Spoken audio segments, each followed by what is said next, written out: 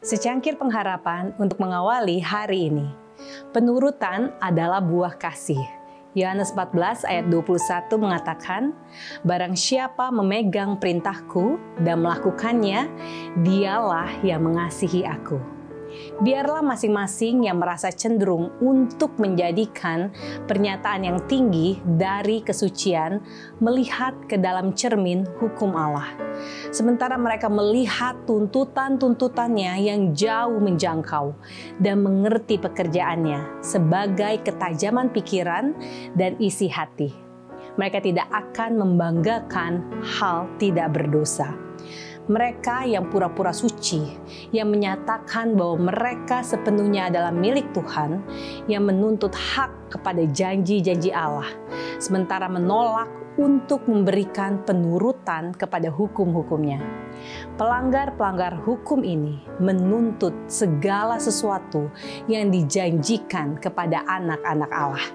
Tetapi prasangka ini adalah pada bagian mereka. Karena Yohanes menceritakan kepada kita bahwa kasih yang benar bagi Allah akan dinyatakan dalam penurutan kepada segala hukumnya. Tidaklah cukup untuk percaya teori kebenaran, untuk menyatakan iman kepada Kristus, untuk percaya bahwa Yesus bukanlah penipu, dan bahwa agama dari kitab suci bukanlah reka-rekaan yang licik. Barang siapa berkata, aku mengenal dia, tetapi tidak menuruti perintahnya, Yohanes menulis, ia adalah seorang pendusta, dan di dalamnya tidak ada kebenaran. Tetapi barang siapa menuruti firman-Nya, di dalam orang itu sungguh sudah sempurna kasih Allah. Dengan itulah kita ketahui bahwa kita ada di dalam Dia. 1 Yohanes 2 ayat 4 dan 5. Yohanes tidak mengajarkan bahwa keselamatan itu harus didapat oleh penurutan, tetapi bahwa penurutan itu adalah buah iman dan kasih. Dan kamu tahu bahwa ia telah menyatakan dirinya supaya ia menghapuskan segala dosa. Ia berkata, dan di dalam dia tidak ada dosa. Karena itu setiap orang yang tetap berada di dalam dia tidak berbuat dosa lagi.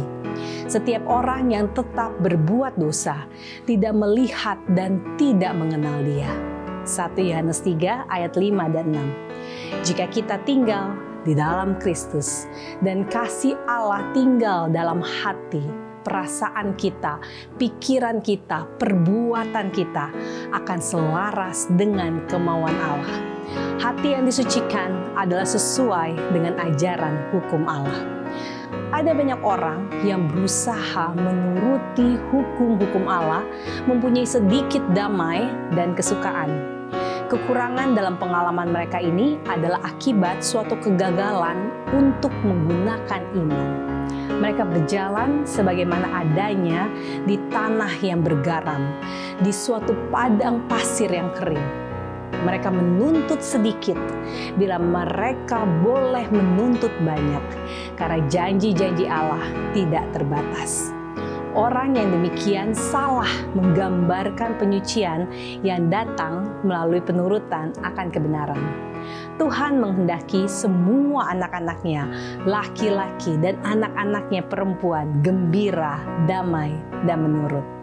Saudaraku yang kekasih di dalam Kristus, dengan penggunaan iman, orang percaya memiliki berkat-berkat ini. Melalui iman, setiap cacat tabiat dapat dipenuhi, setiap kenajisan dibersihkan, setiap kesalahan diperbaiki, setiap keunggulan diperkembangkan. Demikianlah renungan kita hari ini. Selalu mulai hari Anda dengan secangkir pengharapan.